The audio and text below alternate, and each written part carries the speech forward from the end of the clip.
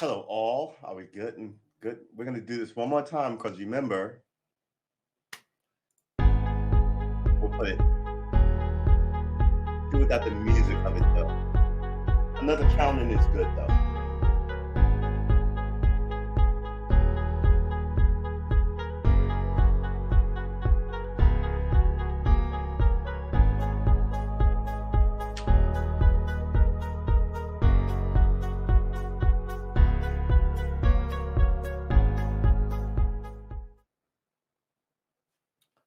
All right, so I guess I should do it. So we do that because the last time it chopped off the beginning of one of the streams by like a minute. I'm looking out here. There are two paper bags caught in the branches. I spoke about this a few. There was one I kept talking about. I couldn't believe it's still there. And they would clean the yard, the blowers and the mowers would come through, and no one grabbed it and threw it away. I just couldn't believe. I was like, how long is it going to stay there? Then, like, I wouldn't say 2 weeks later, another bag showed up. It's about like 6 feet apart, and now they're both like catching the wind and blowing like sails because I think they're both stuck on a root. It's just kind of like, and the guys were here today with their blowers and ridiculous. Hey, William, I hope you're good. How you doing? So just kind of like, why wouldn't you get rid of it? Whew. So today is the 1st of September. Summer is officially over. Do I have a knot on my head? Oh, Jesus, Christmas. Summer is officially over. Well, it won't officially be over until the 21st, I want to say, right? But it's over. It's September. Wednesday, hump day, but still September. Uh, we used to say hump them if you got them. It's like but you can't say that now because then, you know, you get me too'd. Uh,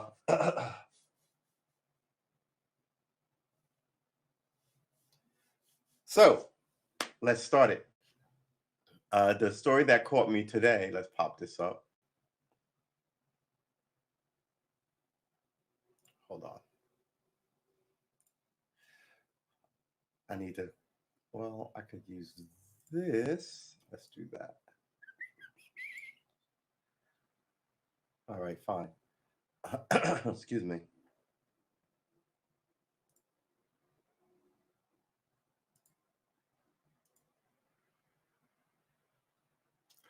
So there you go. See what happens. That's good enough. Let's swap them. All right. So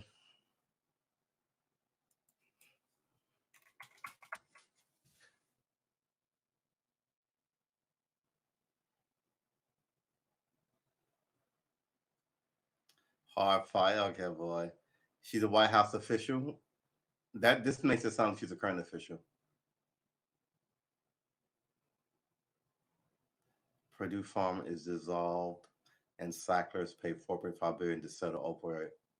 Here, okay. There's two stories that I want to. We're gonna open this in a new tab. Uh, but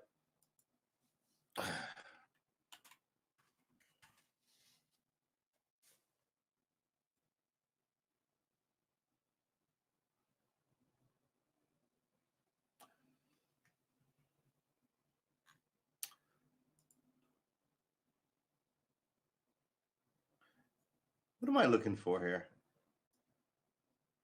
This is what I'm looking for here. All right, so let's run through this story first. Um, this is a sad story. There are no winners here, right? So this young man was walking home in 2019, and the cops grabbed him, choked him out, and then had EMS. We're going to read this, and then had EMS inject him with ketamine, and he died like. I mean, this story is outrageous. I mean, just because the idea that the cops will inject you with something makes it.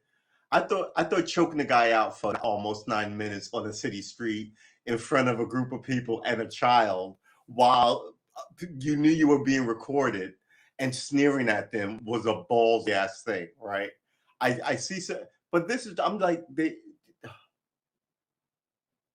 injecting him was the most insane thing to me. And they just charged these guys, and they charged them with a lot. A Colorado grand jury indicted 3 police officers and 2 paramedics in the August 2019 death of Elijah McClain. It was 2 years ago this month, right? Last a 23-year-old black man who was stopped by police while walking home from a store, placing a cautery hold, which is a chokehold, and then injected with ketamine. I mean that's crazy that you can do that in Colorado. Yeah, he was like uh, autistic. I mean, look, I gotta tell you, I've heard some shit. When in New York, when they put a plunger of Abner Louima's ass in a precinct, I was like, when I first heard it, I'm like, man, that didn't happen. That didn't people make up all kinds of stuff because they hate cops. I was like, who would do that? The arrogance of you. And then it turned out to be true. And I was just kind of like, what is wrong with these people? I mean, you do that to somebody at work, like no one's gonna question you. I can't. I still can't even bring words together and every few years somebody does something even more. I'm like, man, nobody would do that. And then someone does it. You're just kind of like, who hired them in the first place? They were a threat to everybody. I mean, God, I mean that kind of, yeah. So and then like this. First of all, why is it policy to inject anybody with anything? No one's a doctor. So the cops didn't have it, but they can tell the paramedics to do it. Why? I mean, you don't know his height, his weight. I mean, even drug addicts don't take more than they can handle, right? I'm only 5'5", but I'm a heroin addict. So I know this amount, whatever amount is, will last me, I don't know, a week, 2 weeks. How long did that shit last, right? Versus somebody who's a heroin addict who's 6'4" and has to buy extra because you know what I mean? You don't know any of that. You don't, and you inject them in the neck with ketamine. Elijah McClain, a 20-year-old black man who was stopped by police while walking home from store, placed on a corduroy hold and then injected with ketamine. Colorado Attorney General Phil Weiser announced Wednesday Aurora police officer Randy Rodema, Nathan Woodyard, former officer Jason Rosenblatt, and Aurora fire rescue paramedics Jeremy Cooper and Pete Kisuniak were each indicted on charges of manslaughter and criminally negligent homicide as part of a 32-count indictment. That's 5 people. That's 5 charges apiece. So that's 32. They didn't charge each one of them with 32 counts. In addition, Redeemer and Rosenblatt were each indicted on 1 count of assault and 1 count of crime of violence. And Cooper and Kucinich were each indicted on 3 counts of assault and 6 counts of crimes of violence. Ugh. We were told because Elijah McClain is not here, he should be what we're here. I'm sorry, we're here today. Good Lord, I can't even read. We're here today because Elijah McClain is not here and he should be. Weiser said when he died, he was only 23 years old. He had his whole life ahead of him, and his family and his friends must now go on and must live without him. Wow. The grand jury returned the results of the investigation on Thursday, nearly 2 years since McClain's death.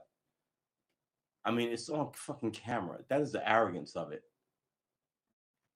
Colorado Attorney General Phil Weiser talked about grand jury investigation into the death of Elijah McClain during a news conference on Wednesday. The indictment is in sharp contrast to prosecutors' initial conclusion in 2019. Adams County District Attorney Dave Young declined to bring charges, and this is always a problem. I say it all the time. It's not just the cops; it's the defense lawyers and these judges and some of these coroners, because the evidence is the evidence, and they just tell you one fucking thing and run with it. And no one's looked into it in all the history of policing, and they've just started. They didn't even keep a record of how many people, how many civilians, unarmed civilians, get shot by the cops federally until 2 years ago. Until 2 years ago. I mean, if you don't check up on groups of people, they will go off the fucking rails, right? I mean, it really is sad that this happened. I mean, they used to say he had a criminal record, he was a member of a gang, he was on PCP, all these things. The parents would have to go, he was a college student, right? He just read it, and then you find out that these guys are like not good guys. Now in the age of digital everything, people aren't even smart enough to stop doing the nonsense. But you know who kicked this off? The store owner, who called the cop and said he was being weird. The same thing that kicked off the George Floyd thing. The store owner called the cops on George Floyd. Right? This is why in those riots they burn shit down, because a lot of these people are taken, out of the neighborhood, as it used to be said, right, and not giving anything back, and then on top of that, being rude and nasty and mean spirited. Because but I always talk about this, just because everybody's in the Democratic box doesn't mean everybody in that box likes each other. And you have to address some long-standing issues if the Democratic Party is to go on, and I don't think it is going to go on, because I left it a while ago. Now it's just an old folks' home for political lawyers. The indictment is in sharp contrast to the prosecutor's initial conclusion in 2019. Adams County District Attorney Dave Young declined to bring charges because he said prosecutors lacked evidence to prove the officers caused McClain's death or that force was justified. There was video. All right. I mean, someone should look into that prosecutor. But McClain's story gained renewed attention last June after the police killings of George Floyd and Breonna Taylor and the rise of the Black Lives Matter movement. Spurred by protests in Aurora and viral online petitions, Governor Gerard Polis announced a re-examination of the case last year. So it went on. It lied on the shelf for a year before it hit traction last year, and he said he would do something about it. Weiser was appointed as a special prosecutor and opened a grand jury investigation into the case in January of this year or of last year. So he looked into it since January, which is 9 months, right? And today's the first 9 months and a day. Didn't George Floyd give him? Yeah, but here's the thing about counterfeit money. You can't prove because I gave your that I'm a counterfeiter. Someone could have passed it to me. And that's the thing. Right? It's one thing to have drugs on me. I know that they're drugs and I know I should not have them. It's another thing to have a counterfeit bill or a counterfeit coin. This is why the Secret Service, who's in charge of that kind of shit, usually just confiscates the money because it's fake, right? Unless they can prove you've got a bunch of it and you're a known counterfeiter. So, I mean, the most they should have done was taken the money and ran them. And looked around to see if he had anything else on him. And I think he had drug paraphernalia. Did he have drug paraphernalia? But they say I don't know, man. I have to relook into the George Floyd case. It's bright in here, but it's dark. All right. So anyway, let's finish this. But McClain's story gained renewed attention, spurred by protests. Aurora and viral online petitions. Governor Gerald Polis announced a re-examination of the case last year. Weiser was appointed as special prosecutor and there was a grand jury into the case in January. In general, police officers rarely face criminal charges for in-custody deaths of Black people, and convictions in cases are even rarer. That's a sad thing. right there. In this news conference Wednesday, Wisner acknowledged the challenges ahead of the prosecution. Make no mistake, we recognize that this case will be difficult to prosecute. These types of cases always are, he said. Our goal is to seek justice for Elijah McClain, for his family and his friends, and for our state. In so doing, we advance the rule of law, amen to that, and the commitment that everyone is accountable and equal under the law, amen to that. McClain's mother, Shanine McClain, told CNN in a phone interview that she was excited by the news of the indictment and thanked Weiser for his team and the grand jury because they blew her off for a year. Remember that. I started crying because it's been 2 years, she said. It's just been a long journey. It's overwhelming. I'm still processing it, because this is one of those things that you never really have, that has never really been done and is being done right here because of my son. It's so overwhelming. McClain's father, LaWayne Mosley, wept tears of joy at the news. According to a statement from his attorney, nothing will bring back my son, but I am thankful that his killers will finally be held accountable. Mosley said in a statement. The Aurora Police Department, Aurora Fire Rescue, and defendants did not immediately respond to a request for comment. Can't wait to talk to the press at the scene or the day after, but then when shit like this, down, everybody goes silent. I'm telling you, you got to look into these unions. I hate to say it. And this is the thing.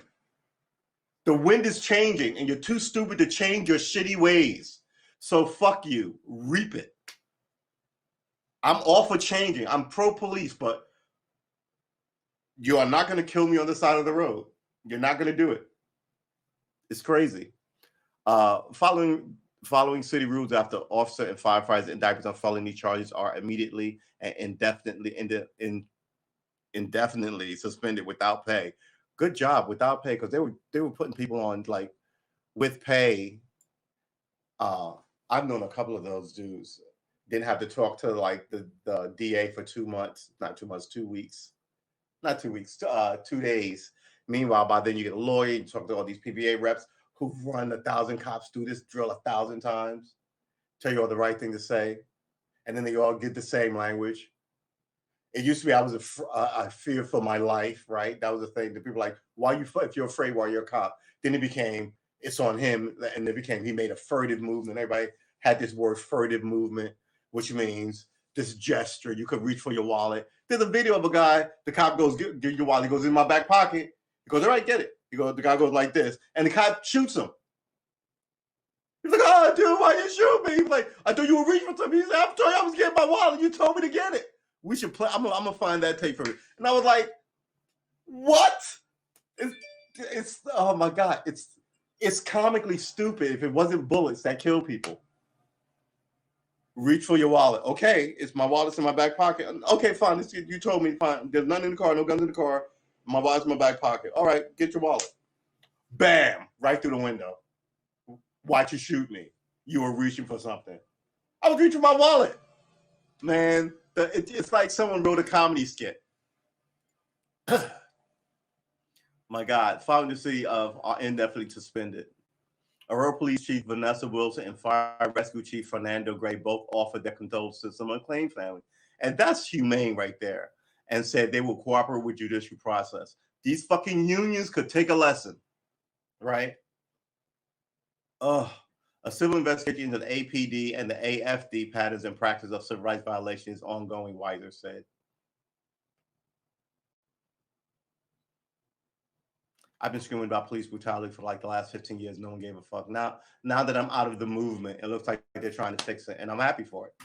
But man, I'm avoiding a stroke by not doing it anymore. I mean, it was so arrogant. I was like, what? It, and no one did anything about it. In his June 27, 2025 photo, demonstrators carry a giant placard during a rally. Let's look at this. And march over the death of Elijah McClain outside the police department in Aurora, Colorado. Justice for Elijah McClain, 1996, 2019. Lord.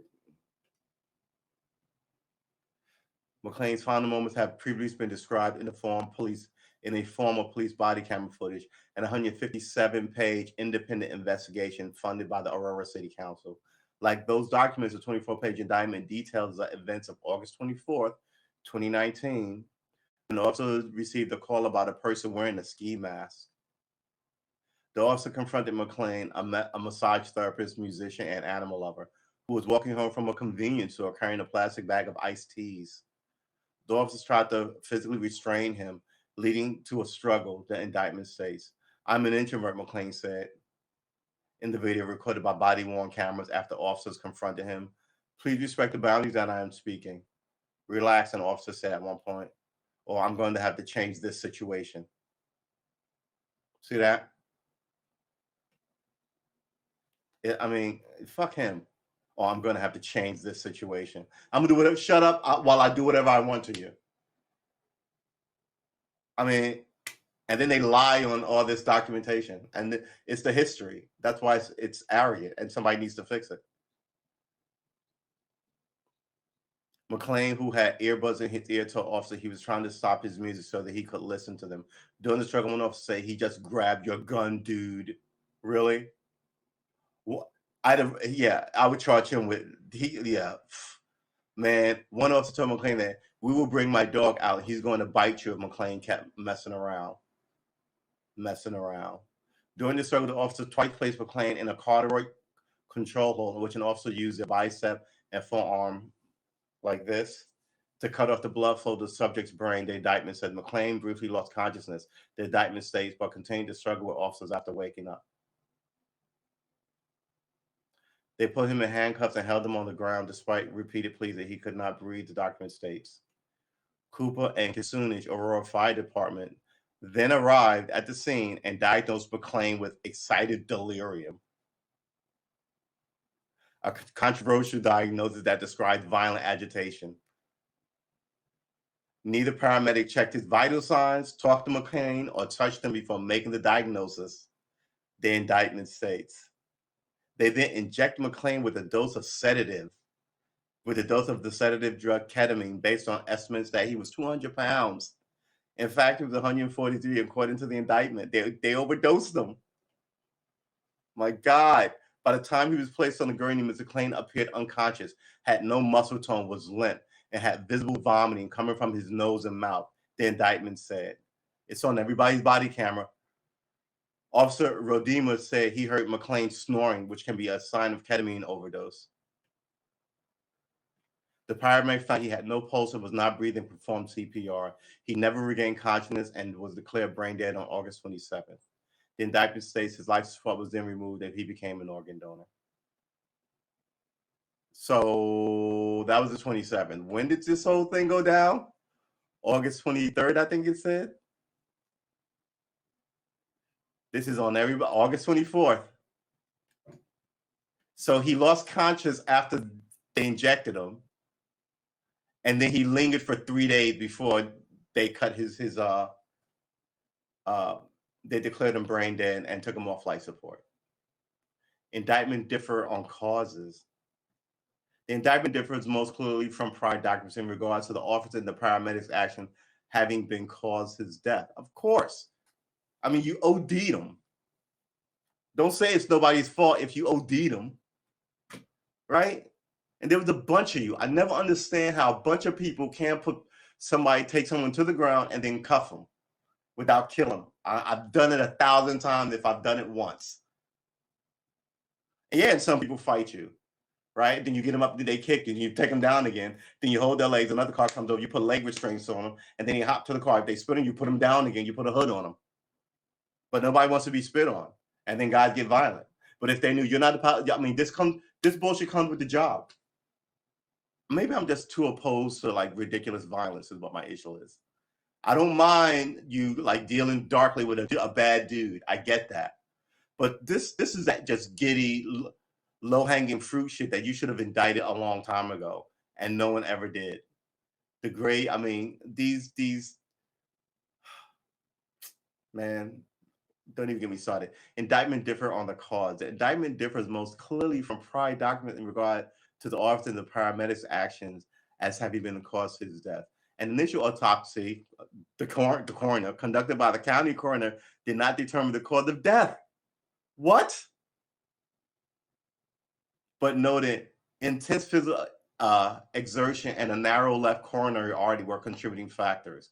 The coroner found the amount of ketamine in his system to be a therapeutic amount. You know what I'm saying? It is my humble opinion that the coroner lied. If I was a Fed, I would look into this whole case. I would arrest the coroner. I would arrest everybody whose name is on this arrest document. I would arrest everybody at the scene. I mean, it's not just these five guys. It's what you want to do is root people out, and the people who got away with it once or twice are scared that they won't do it again. You're not going to get every drug dealer, but a lot of people are like, man, easy money, my ass. I'm not even fucking with it. And they never even thought about it, right? It's that kind of thing. But they just let it ride. And now you're at the edge of a time where you've got millions and millions of people who don't trust your police department, don't trust your judges, and think that. So what you're going to tell them when like everything comes to an end?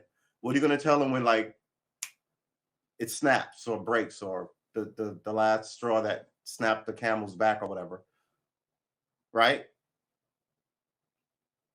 It's fucking just fix it. Just fix it. There was no official determination as to how McClain died, a point the district attorney noted in his explanation of why he decided not to prosecute. So that way everybody can blame it on everybody else. Oh, the coroner say, but I couldn't. Yeah, you know. Can I take this attorney know this why he decided not to prosecute? I cannot take a case to the jury where I don't know what the cause of death is on a homicide case. However, the indictment notes the officer's physical restraint and the paramedic administration as cites clear causes of death. Mr. McClain was a normal, healthy 23-year-old man prior to encountering law enforcement and medical response personnel. The indictment states a forensic pathologist opined. Oh, he's sitting here going, what is he opined that the cause of death for Mr. McClain was complications following acute ketamine administration during violent subdue and restraint by law enforcement and emergency response personnel. The manner of death was homicide.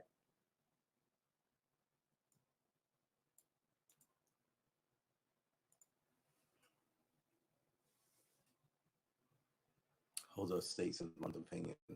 All right. It's sad. It's sad. It really is.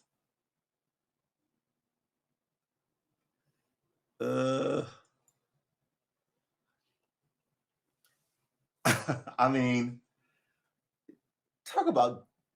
I mean, you run out to the store. I'll be right back, but I'm going to the store to get some sodas. And you don't even need to drive. You walk to your local convenience store, and they call the cops on you, leading to this. Because he had a mask on. And mind you, this is like 2 months before COVID, right? So it's August. He's walking around with a mask on. But if he's in there all the time, don't you know the weirdos? He didn't ask to rob you. I mean, I don't even know what the drama is with some of these people.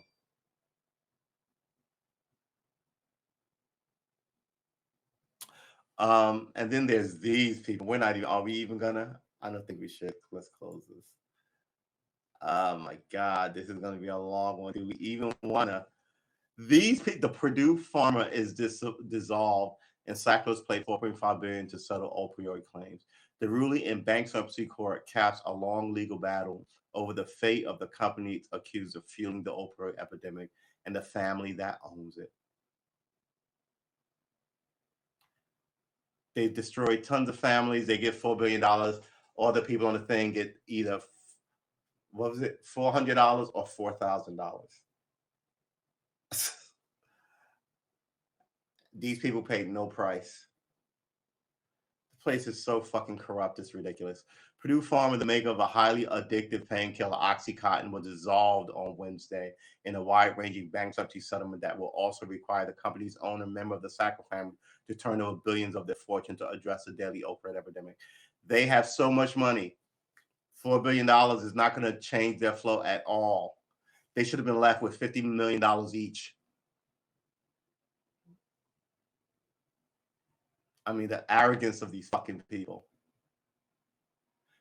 Require the company's owner. I mean, at least they dissolved Purdue Pharma, right? Like if a company's a person, as they say, and they do something so egregious, maybe you should dissolve them. You know what I'm saying? So I'm looking like you might want to dissolve Facebook. To address the daily opioid, but the agreement includes a much disputed condition. It largely absolves the Sacklers of Purdue opioid-related liability, and as such, they will remain among the richest families in the country. So nobody can sue them personally because some fucking jackhole of a judge said so. I think the judges have too much power. Yeah, I mean, the idiot, I mean, there are people doing 50 years in jail for fucking selling drugs, selling crack. These people do it legally, got millions of people addicted. Yeah, so I mean, it's so vile. It's so vile.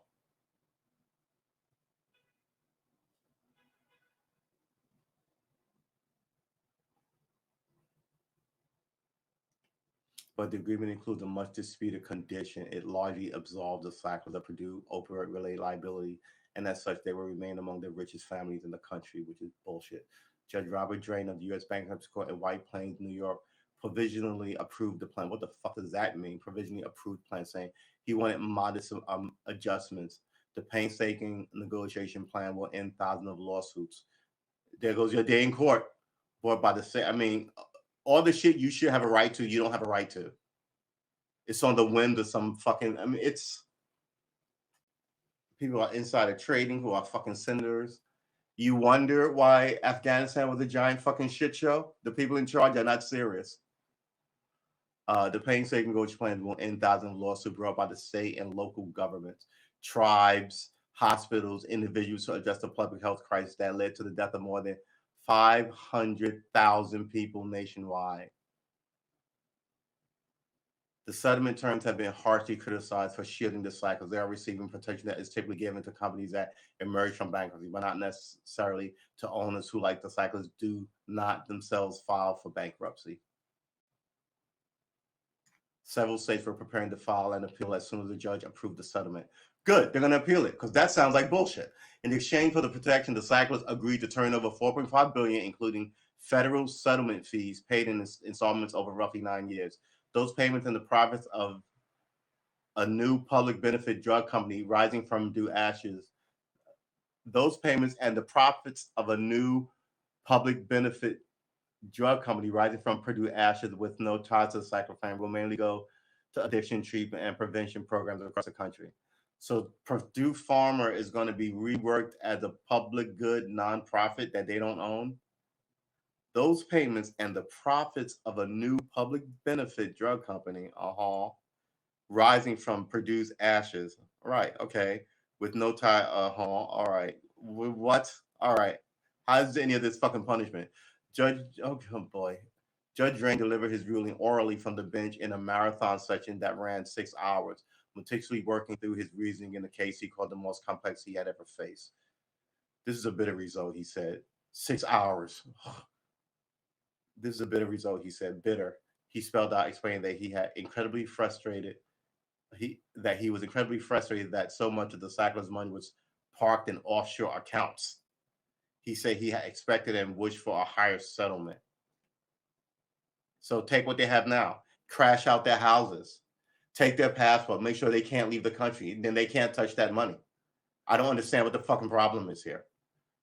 I told you yesterday, a couple of days ago, no one goes to jail or has any court issues if they make like $100,000 a year. All this other shit is just for us. We're like a herd that all these bank fees, man. And the higher up you go, you don't pay taxes. You're immune from the law. This is outrageous. Parked in offshore accounts. If the government said you bring that money here now or you're in violation, he could have said that. Right? 1 minute you're a super, you have all this power. The next minute, man, I don't even know what to say. But the cost of the further delays, he said, and the benefits of an agreement he described as remarkable, of course he described it, is his consensus and focus on abating the epidemic till the toward approval. While the settlement is clearly a benchmark in the nationwide opioid litigation aimed at no, all this covering my ass bullshit while I remain a rich family is the death of it. 500,000 people. How many families is that? Costs and compensations. It also means that the full accounting of the Purdue's role in epidemic will never unfold in an open court. Purdue pleaded guilty to federal crime charges for drastically downplaying OxyContin's addictive properties, and years later for soliciting high volume prescribers. So they were trying to get more people on it, as they were trying to hide how addictive it was. But in a concession that made the bankruptcy plan more palatable to many plaintiffs, the company and the Sackers agreed to make public more than 30 million documents, including confidential emails.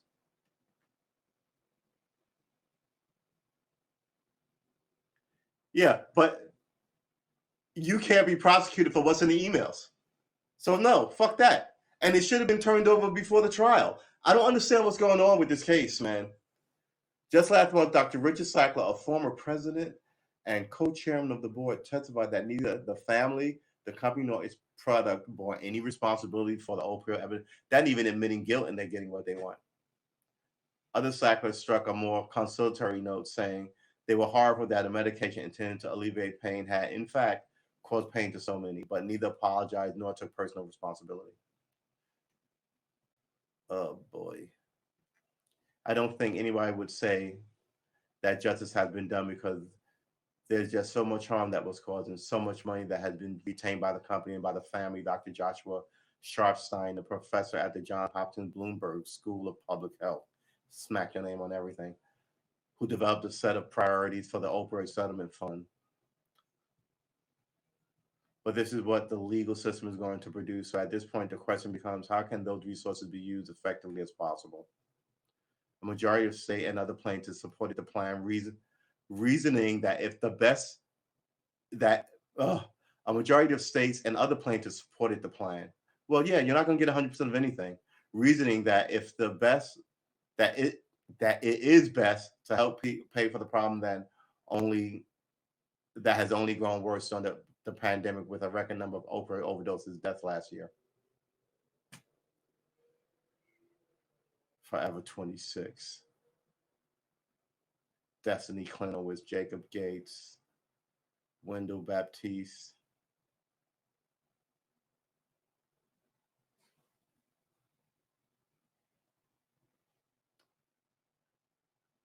Yeah. Here's the thing. It's so bad. The Purdue settlement aligned with some experts predicted from the outset. The money attracted through litigation will not be sufficient to cover the cost of the epidemic. But they have more money. You could take more money from them, including the law enforcement treatment and social services, with some economic I'm putting the trillions. Man, I don't even understand it. The cycle payment will come from their investments and the sale of their international pharmaceutical companies over 7 years. Purdue will pay roughly $500 million.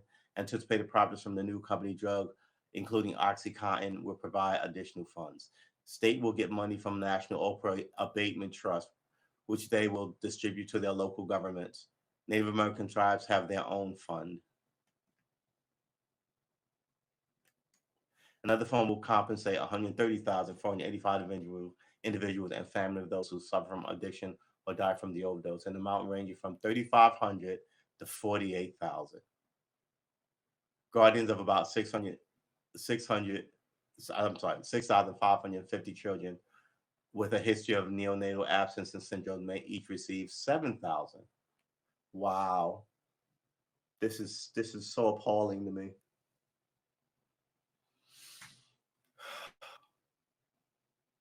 I mean, $7,000 is not going to pay for your therapy or you to get clean or anything. It was take it or leave it, said Ryan Hampton, who resigned on Tuesday as co-chairman of the Watchdog Committee of Plaintiffs appointed by the federal government. OxyContin came in on market in 1996 at a time when doctors were being exhorted to recognize and treat pain, a symptom that the medical profession had tended to disregard as psychological or fleeting. Purdue sales troops fanned across the country preaching the new pain relief gospel of thousands of doctors who began prescribing OxyContin for both acute and chronic pain. By 2000, sales of the new drug had grown to almost 1.1 billion. But soon afterwards, the report began surfacing of OxyContin pills being stolen from pharmaceuticals and crushed and snorted. In 2007, the company and three executives pleaded guilty to federal criminal charges, paying a combined 634.5 million for minimizing the drug's risk of addiction to doctors and regulators.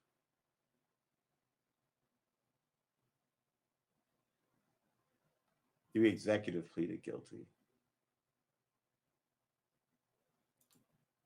What happened to them? I know they didn't get jail, so now I'm just curious. The nation was pounded by a spiraling epidemic of opioid abuse and overdose deaths. By 2014, local governments began filing lawsuits against Purdue. More plaintiffs followed, eventually suing other companies across the pharmaceutical supply chain. Members of the Sackler family became the personification of an epidemic's villain. The Sacklers withdrew 10.4 billion from Purdue between 2008 and 2017, of which they say about half was paid to taxes. In September 2019, Purdue facing 2,900 lawsuits, 628 of which named the Sacklers filed for bankruptcy, filed for bankruptcy restructuring, which paused all claims. The rich get richer and they fucking stay rich. The most furious battle was fought over the extent to which the Sacklers would be released from Purdue-related lawsuits. Companies that emerge from bankruptcy restructuring are granted considerable legal protection, but federal appeals court disagreed over whether the shield can be accorded owners, like the Sacklers. The prospect of cycles left relatively unscathed had led some members of Congress to introduce a bill that would prevent protection for owners in a similar situation.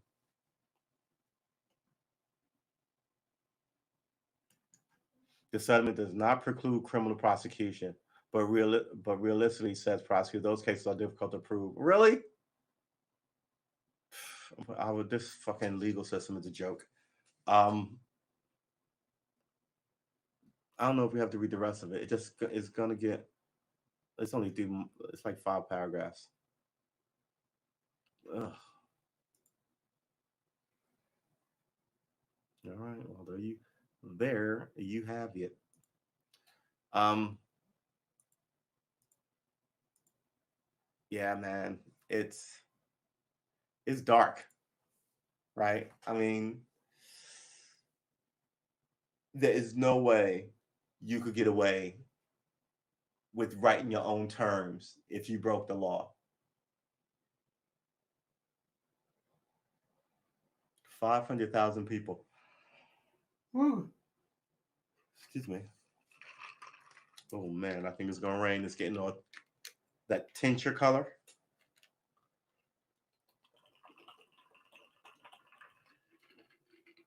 Ooh, ooh, cold, cold, cold. Mm, pretty good, pretty good, pretty good. Ah, I'm sort of hungry.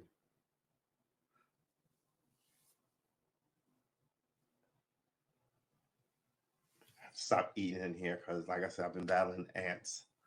Um, what is this?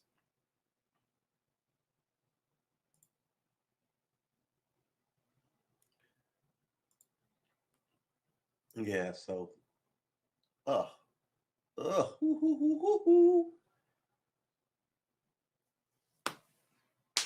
That's it. I mean, what can I tell you? So those two cases sort of stuck in my head that I thought I would share with you.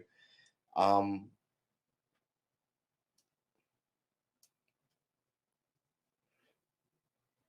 excuse me. Should this be lower? That's about it.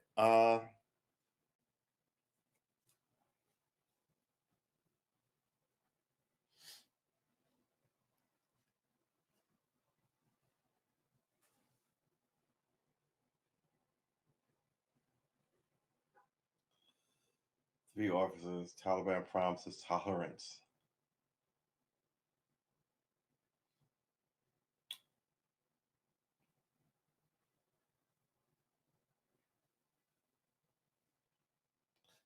Uh,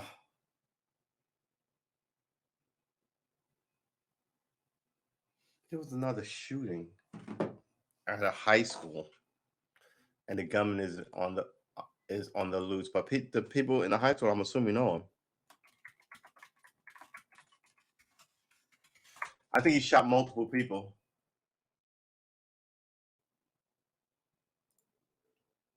Gunman who shot and killed student at Mount Tabor High School apprehended after a long search. I thought he killed several people.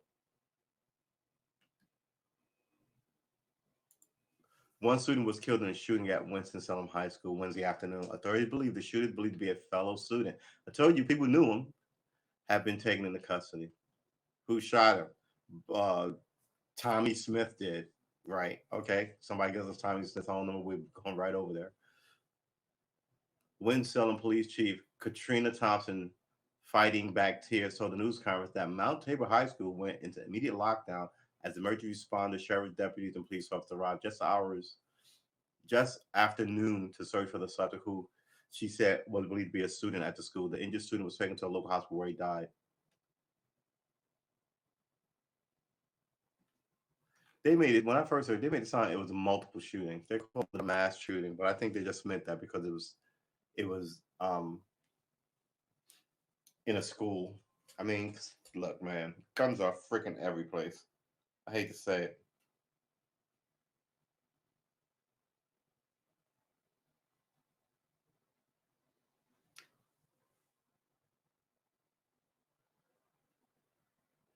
He's got COVID. He's taking ivermectin. This thing is everywhere. Oh, it's so.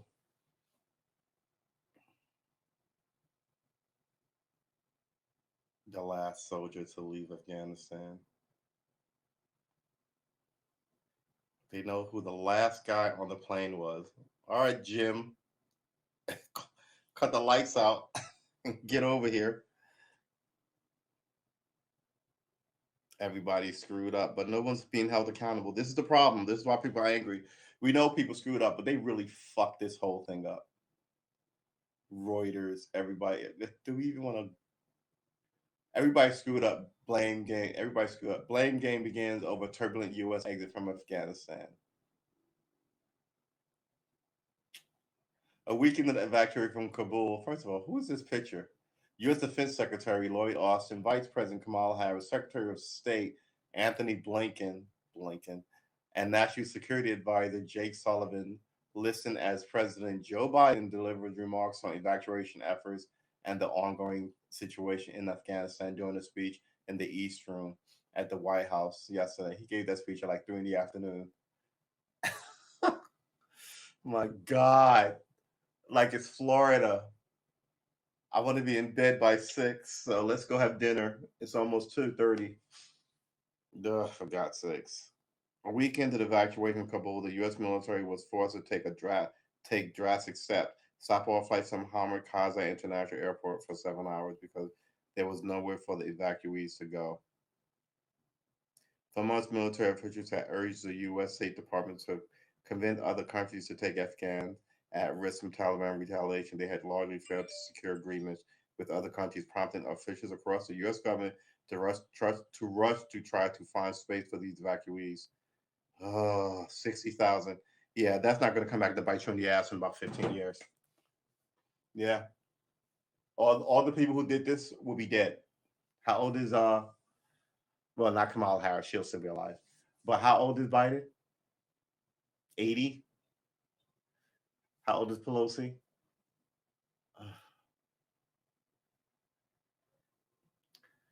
I don't know, man. These are the people who run the joint.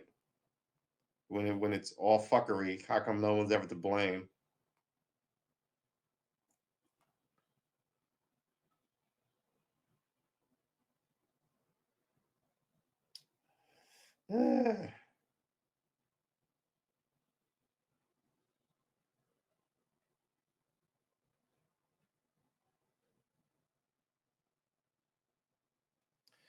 Sweet Jesus. All right. Yeah, I guess that's it. Otherwise, it's all movies.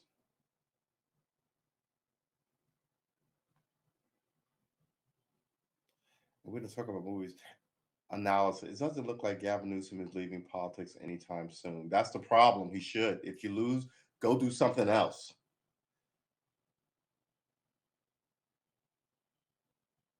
Hmm. I might want to read that later.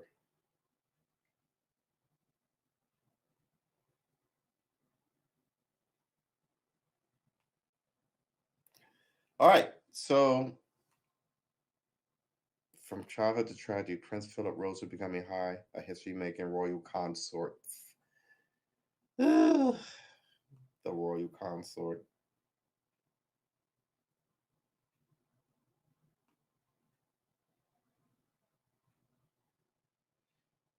All right. Well, there you have it. Uh, we've been streaming for just under 50 minutes. Let's get the lights on.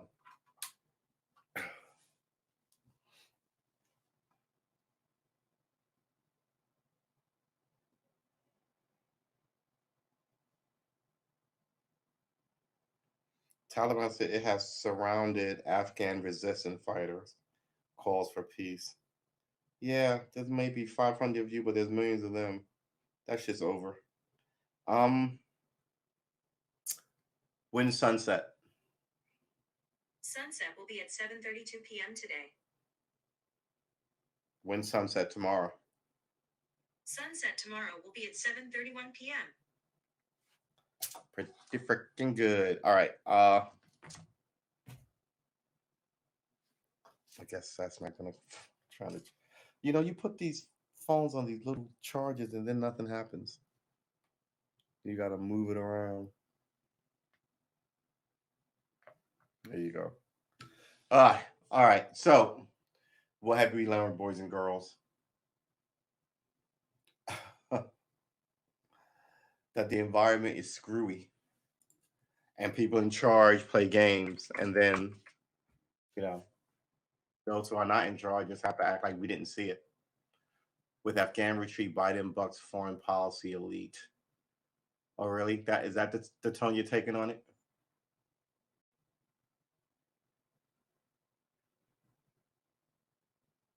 Judge will approve the man. It's so bad. I mean, hey, we're only 9 months in, so I'm pretty sure get all your bullshit out of the way early, and I'm pretty sure the next 2.5 years will be coasting.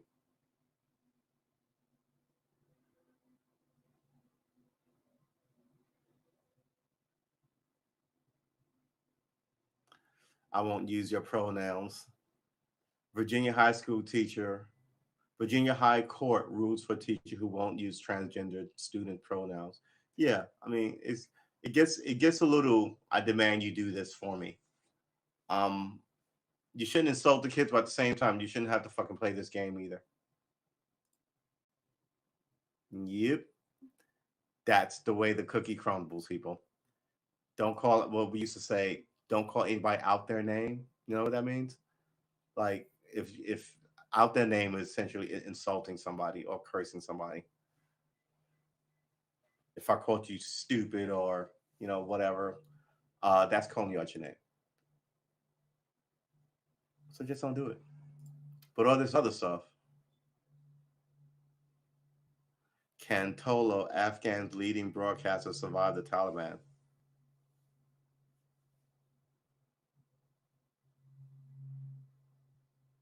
I guess Tolo is the network. No, you have to do what your government says. People are acting like they're going to do whatever they want in Afghanistan. There's a new government. You're going to do exactly what the fucking government says.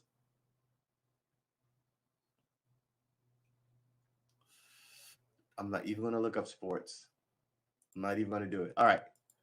I saw some football going on today, and I think it's preseason games. Am I right?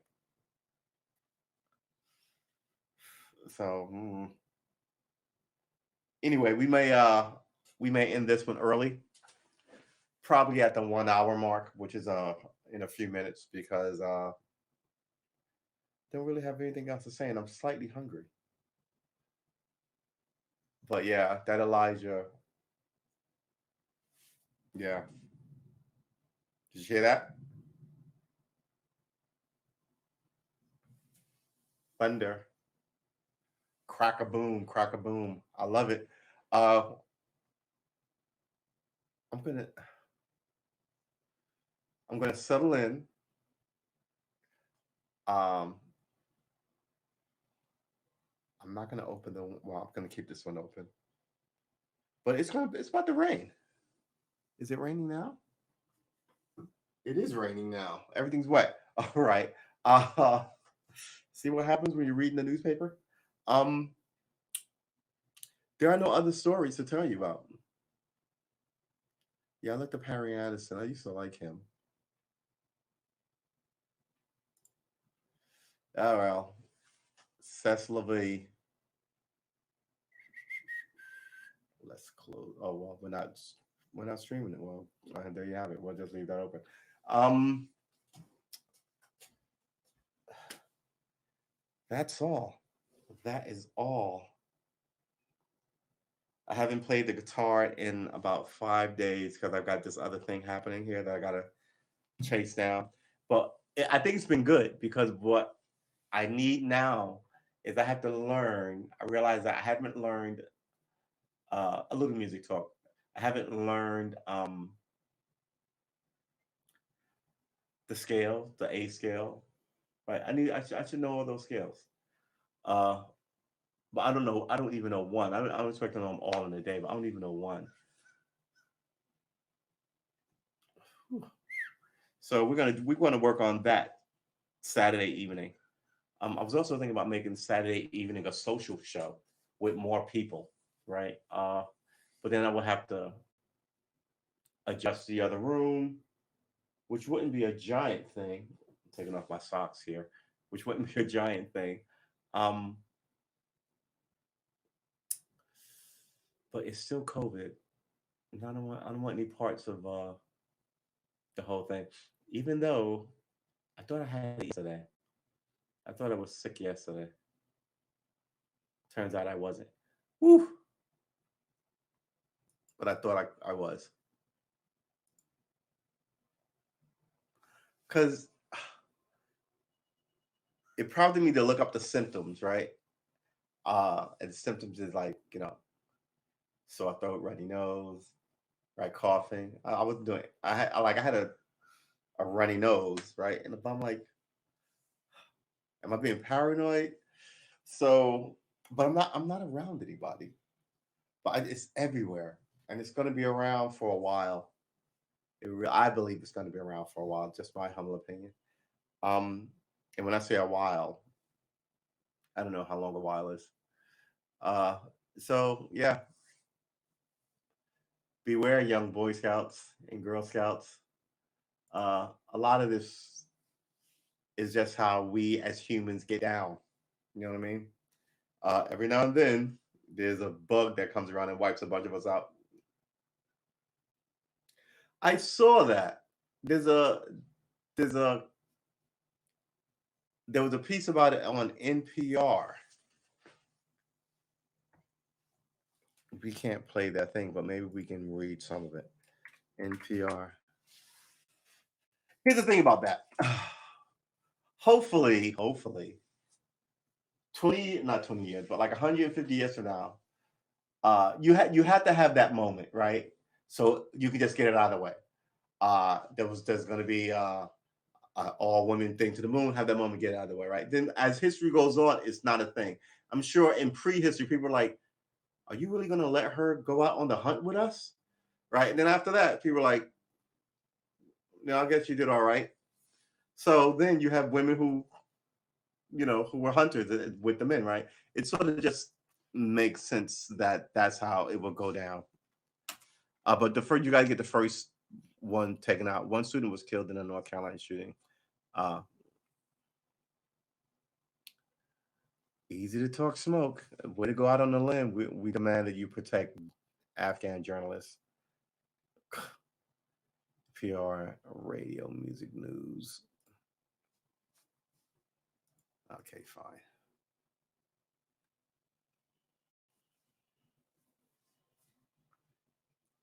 Judge drains morally bankrupt bankruptcy court.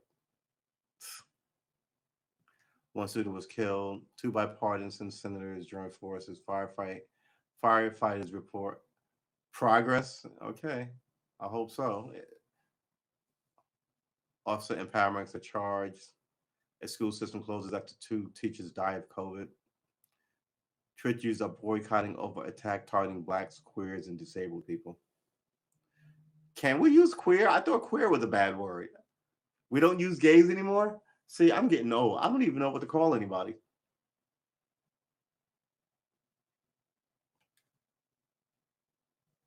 Yeah, this guy doesn't make any sense. This is what I mean about people want to do whatever they want to you and don't want to be accountable.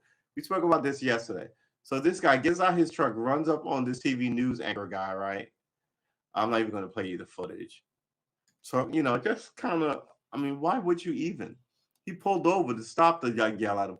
A man who disrupted NBC News correspondent Shaquille Brewster's live report on Hurricane Ida is now facing an arrest warrant on criminal charges. Member of the public helped identify Benjamin Eugene Dagley of Wooster, Ohio, according to police in Gulfport, Mississippi. Dagley is charged with 4 counts of criminal content. Dagley is charged with 4 criminal counts, including 2 counts of simple assault and one of disturbing the peace and another violating an emergency curfew. See, you just should have went home. The incident began when Dagley and Brewster took place. As re- the incident began between Dagley and Bruce. Between them, but really, that's what you're going to use between them. Uh, Took place on Monday as the reporter was delivering an update on the conditions along the coast in Gulfport. Bruce was speaking to anchor Craig Melvin when a white Ford pickup truck could be seen abruptly pulling off the road to the park in the background. A man who has since been identified as Dagley then ran at Brewster, who pivoted to a different vantage point as he sought to minimize the interruption and continue his report. The man repeatedly yelled at Brewster and his TV crew, seemingly concerned about accuracy in the media, before Brewster's segment with Melvin was cut short. This is beyond unacceptable and disgusting, Melvin said via Twitter, adding that Brewster was simply doing his job. Brewster said he and the colleagues emerged unscathed. See, now he's the story. Brewster said he and his colleagues emerged unscathed. Like he was gonna. I mean, this sentence implies harm. Just because someone interrupts you, everybody is a murderous. And this is what they always want you to believe about your fellow. Should you be concerned? Yeah, you know who this guy is, but people get into shit all the time, and not everybody ends up murdered. You make it sound like America has a 90% murder rate or some shit, but you get to be the story, and then maybe they'll use you more, and then sign to a long-term contract because not everybody knows your name, Shaquille. Gulfport police are asking for public help in locating Dagley. Says he has seemingly left Mississippi coast. In addition to criminal charges in Mississippi, Dagley may also face a probation violation as he is currently on probation in Cuyahoga County, Ohio, the agency said. Moron. So you weren't even supposed to be out of Ohio and you end up on TV. Now your probation's officer like, hey, I know that guy. And now they're looking for you. This is that old arrogant nonsense. Police thank members of the public for uh, hmm, helping to identify Benjamin Eugene Dagley. Open image in a new tab. There you go. Oh man, was this not up? Y'all should say something. I was waiting for the all Irish lineup. I'm sure. I'm sure that had to have happened. Haven't that happened? That had to have happened. This is Mr. Ed Begley. Dagley. Dagley? Dagley Brewster. So you got 6 charges aimed at you and the parole while you in Gulfport, Mississippi during a hurricane. 7 black men who were executed for an alleged rape now they've been pardoned. See, this happened here. This is one of those things I was talking about. And some people are ridiculous. Why is he smiling? They hung all of them. The Virginia Supreme Court of Appeals today agreed The Virginia Supreme Court of Appeals today agreed to review the case of 7 Martinsville Negroes sentenced to death for rape. The 7 are left to right Booker T. Milner, Frank Hairston, Howard Lee Harrison, his brother, I'm assuming, Joe Henry Hampton, John Claiborne, Taylor, Francis DeSales Grayson, that's him, and John Luther Harrison. So these 3 are brothers. That's what it said in the paper then. What does it say now? Nearly 70-year-old newspaper clipping about it's 70 years old, infamous Martinville rape case shows the 7 black men convicted of raping a white woman. They were executed in 1951 after exhausting their appeals. Hey, good to see you, Brian. Thanks. I appreciate you. So you killed these guys, and now you're saying they didn't do it. So this tells you that this is what why I wasn't a fan of the death penalty.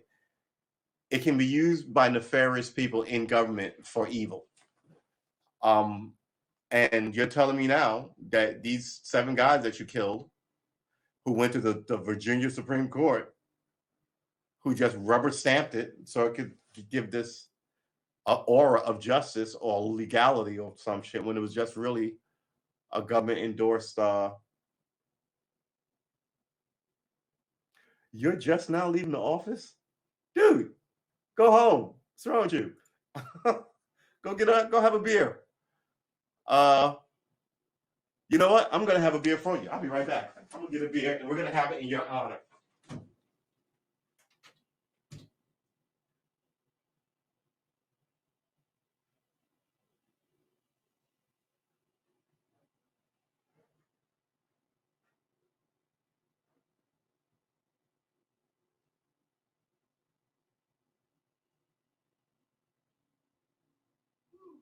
All right. I'm down to my last beer. This is a tragedy. I'm going to have to stop the stream and go get another case. All right. In honor of Brian. L'chaim.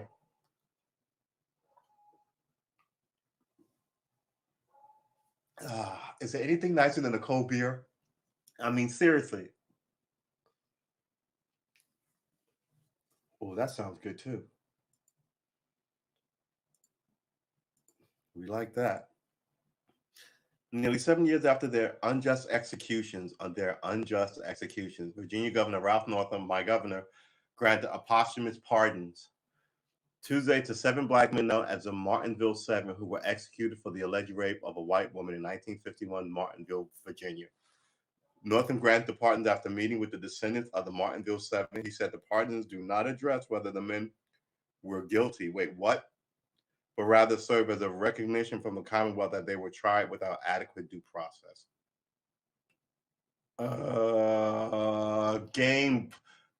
This is bullshit talk. This is about righting wrongs without challenging any other. Man, we all deserve a criminal justice system that is fair, equal, and gets it right, no matter who you are or what you look like. While we can't change the paths of hope, today's action brings them some small measure of peace. The history between the Martinville 7. 7 black men were executed in February 1951 over the alleged rape of a white woman, Ruby Stroud Floyd, in 1949. They were Frank Harrison Jr., 18, Booker T. Milner, 19, Francis DeSales Grayson, 37, Howard Lee Harrison, 18, James Luther Harrison, 20, John Henry Hampton, 19, and John Clayton, 21. Floyd said 13 black men raped her on the evening of January 8, 1949, as she passed through a predominantly black neighborhood. Floyd identified both Grayson and Hampton as her rapists, but said she had trouble identifying the others, according to the blackpast.org, an online reference center for Black history. Oh, excellent. What is this? Hold on. A temperature drop below freezing, demonstrations marched in front of the White House in Washington, 1951, in an effort to persuade President Harry Truman to halt the execution of 7 black men sentenced to death in Virginia on charges of raping a white woman. President Harry S. Truman, the nation prepares for Brotherhood Week, proclaimed True Brothers Save the Martinville 7. All white jury, unfair trial, say the Martinville 7. As they were interrogated by local police officers who likely beat them, a local police officer, the Martinville 7 initially confessed to committing or witnessing the crime. All 7 men were charged with rape. Their trials and electrocution became a controversial issue shortly after the men were arrested. The 7 men were convicted and swiftly sentenced to death by juries made up of only white men, Northern said. Not all of the defendants were able to read the confession they signed, and none of them had a lawyer when see the cops had a lawyer with them as they were questioned. Nearly 2 decades later, after the execution, the Supreme Court ruled that the capital punishment for rape was cruel and unusual punishment.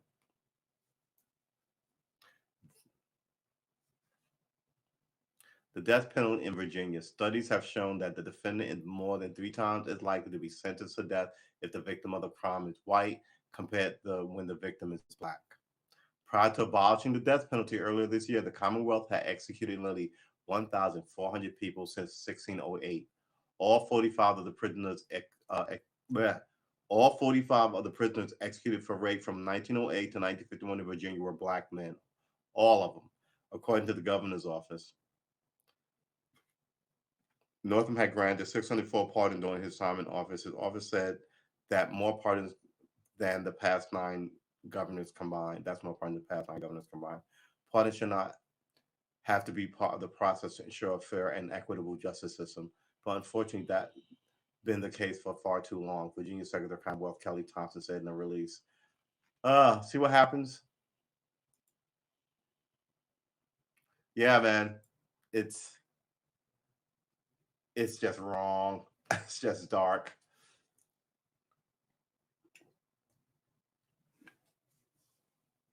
Ooh, that's some good stuff. All right. We will be ending this one on time. Yeah, man. What can you say? Right? This is that nonsense history people are trying to keep around versus move to the next stage, move to the next level. So remember, Elijah McClain, I mean, that was just wrong. The Sacklers not paying any penance for what they did, that's wrong. This whole Afghanistan thing, that is just, I mean, people wanted out of Afghanistan, but the exit was botched. And you left Americans there. I don't know what to tell you. Oh man. But if you got out, why would you fly back during a war? Oh my gosh, it's so crazy. And the Taliban's like, oh no, yeah, we'll let you go. For all you know, you'll get in that call, and no one knows that you called, right? We don't know. It's not on the news. You'll just disappear like Khashoggi. Oh, remember him? He went to the embassy, and that was the last anybody saw of him.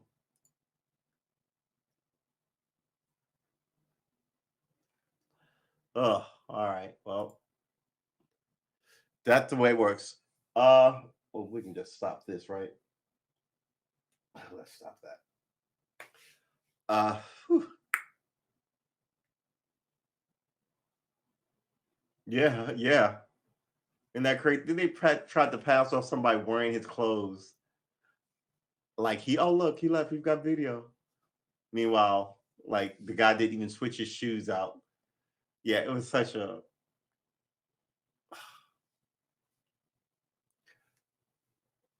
I don't even know what to say, man. That whole thing is, and we do business with them because we are at this point we're just a rudderless country. We don't know where we're going or what we're doing. But people are making money doing it, whatever the fuckery is. Uh, all right, so yeah, I guess that's it for us today. It's a 7:45. It's been an hour and 15 minutes. We will be back tomorrow every day, 6:30. Like and subscribe, please. That helps the channel. Uh, Helps me, gives me a little more confidence to talk to you. So like and subscribe. I'll be here tomorrow at 6:30 on your Thursday. Wow, hump day is the first day. Pretty good. Taking a half day. Yeah, I did. We did like 2 hours yesterday. Um, so I guess some will be longer than others, but I think we're averaging like an hour and 15 minutes. So this is right on the mark. Um, taking a half day. I got to tell you, remember, if you have family and friends, let them know you dig them. Do something for yourself. I ran into a place today in my neighborhood. They were like, we don't do that here. Like nobody was wearing. I walked in with a mask. I felt like an idiot. No one had a mask on. Uh, I was like, what's going on here tonight? Tonight they're having open mic, so people can come and play a song, come and read poetry. Uh, yeah, I was like, I might do that. I'm all vaxxed up, but I'm not trying to push my luck either.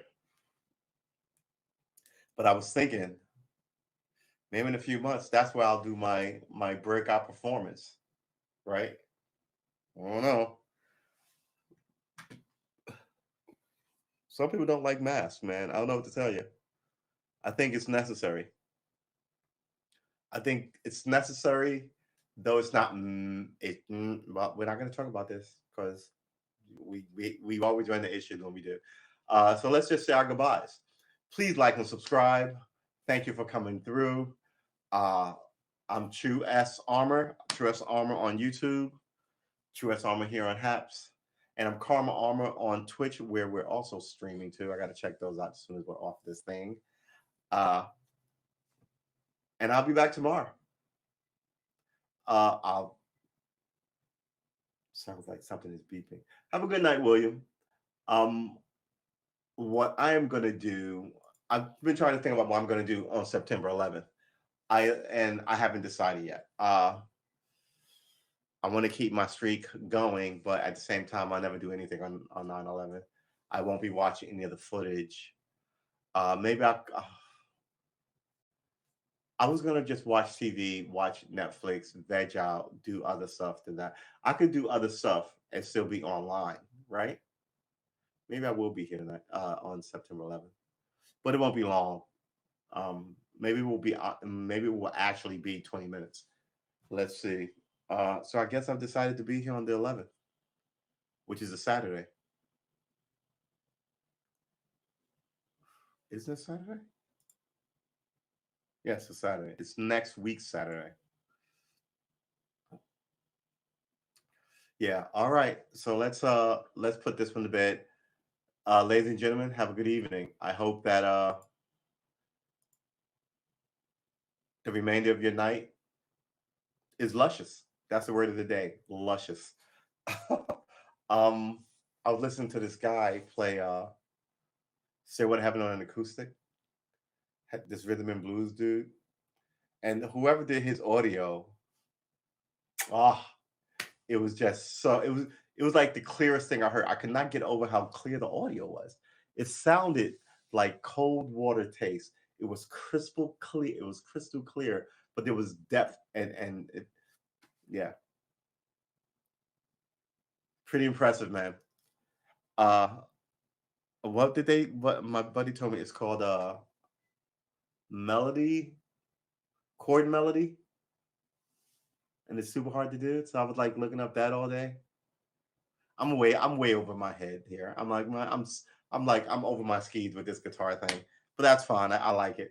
Uh, Please tomorrow, come on back. We'll be here at 6:30. We'll check up some of the bigger stories of the day, and then we'll talk about them. Uh, and then we'll commune. I don't even know what that even means. All right, ladies and gentlemen, have a good evening. Please like and subscribe, and I will see you 6:30 tomorrow every day. 6:30 every day, except for Sunday. Sunday 7:30 a.m. It's the Sunday session. Come on for that. We save your soul, and we might get your whiskey. So don't tell the other preachers; they'll want some too. All right, I will talk to you guys tomorrow. Like I said, 6:30. Have a good evening. And remember, you're halfway through your week. So your weekend is right around the corner.